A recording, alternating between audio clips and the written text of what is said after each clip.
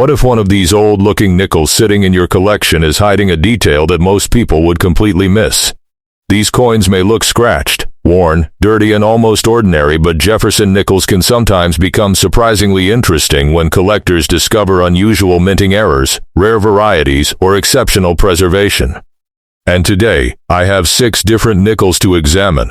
I'm not going to reveal their dates right away. Stay with me, because one tiny detail could completely change the story behind a 5 cents. Let's start with the first Jefferson nickel in our lineup. This coin comes from 1960, making it more than 6 decades old. Looking at a coin this age, you may immediately notice the rough surfaces, scratches, discoloration, and signs of circulation. But remember, age alone does not automatically make a coin rare. What collectors really want to investigate are the mint mark, condition, strike quality, unusual die characteristics, and especially possible errors or varieties. A normal circulated example of this date generally isn't a multi-thousand-dollar coin simply because it is old.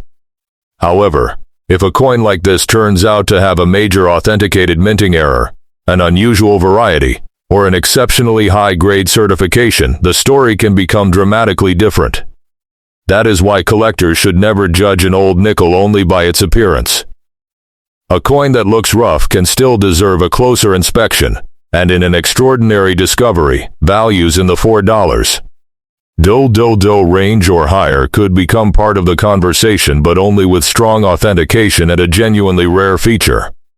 Next is the 1981 P Jefferson nickel.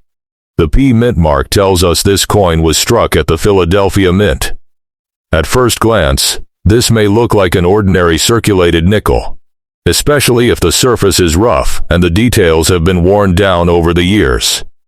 But this is exactly where collectors need to slow down. Look closely around Jefferson's portrait, the lettering, the date, the rim, and the reverse design. You are looking for anything unusual: doubling, unusual die characteristics, striking problems, clipped planchets, or other legitimate mint errors. A normal 1981 P nickel should not automatically be described as worth thousands.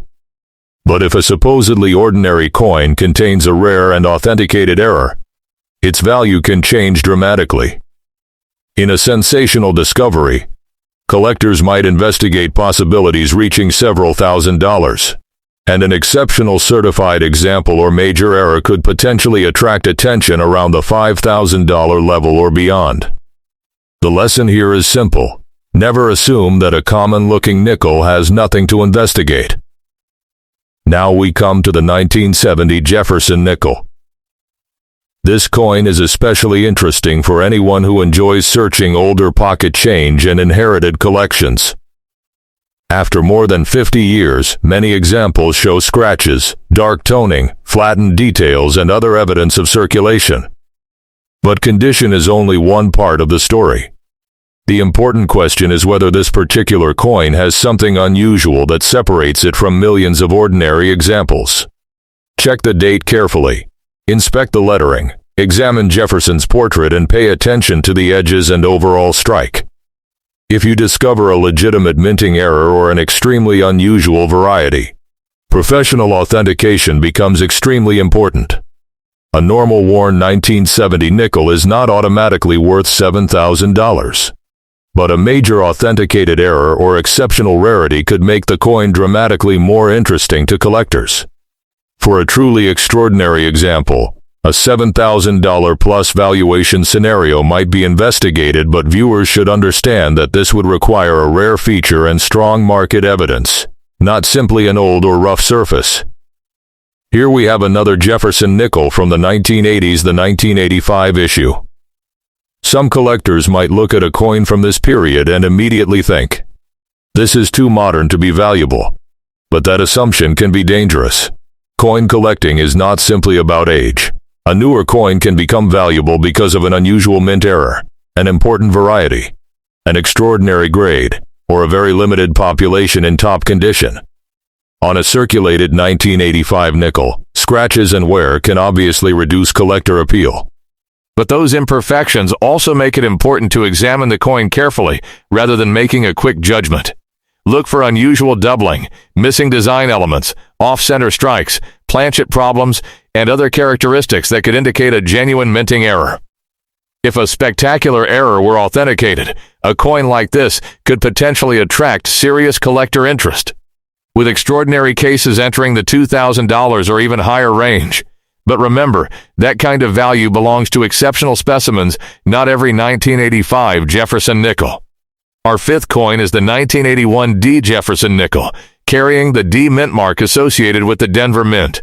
This is another coin that may appear ordinary at first, particularly when the surface is rough or heavily circulated. But this is where the hunt becomes exciting. Collectors know that small details can sometimes separate an ordinary coin from an unusual one. Examine the date and mint mark under magnification. Then inspect the lettering and the major design elements on both sides. Is there doubling? Is the strike unusual? Is the planchet damaged or actually exhibiting a genuine mint error? These questions matter. A regular worn 1981 D nickel should not be advertised as a $10,000 coin. However, if an extraordinary minting error or rare variety is discovered and authenticated, the potential collecting interest can rise sharply. In an exceptional scenario, values in the $10,000 range may be discussed for truly rare authenticated pieces, but the coin would need compelling evidence to justify anything close to that level. And finally, we have the 1996 Jefferson nickel. Compared with the earlier coins in this lineup, this one is considerably younger, but that does not mean it should automatically be ignored. Modern coins can sometimes contain fascinating minting mistakes, and collectors actively search for unusual examples. Start with the date, then examine the lettering, portrait, rim and reverse. Look for major off-center strikes, clip planchets, dramatic doubling, die breaks, or other legitimate mint abnormalities. Be careful though, because damage that happened after the coin left the mint can look like an error but usually does not carry the same collector premium. A normal circulated 1996 nickel is generally a common coin, but a genuinely rare and authenticated mint error can be a completely different story. In an extraordinary case, a collector could investigate values reaching $4,000 or more, depending on the exact error, condition, certification, and market demand. That is why the smartest collectors inspect first and make valuation claims second. So, there you have 6 Jefferson nickels spanning several decades.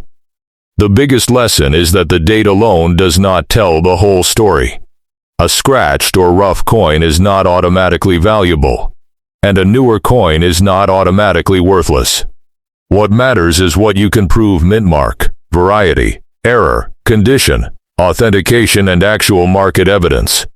Before spending or selling a potentially unusual nickel, examine it carefully and consider professional authentication. And if you enjoyed this Jefferson nickel hunt, make sure you subscribe to Minted Million Coins, because the next ordinary-looking coin in your collection could be the one worth investigating.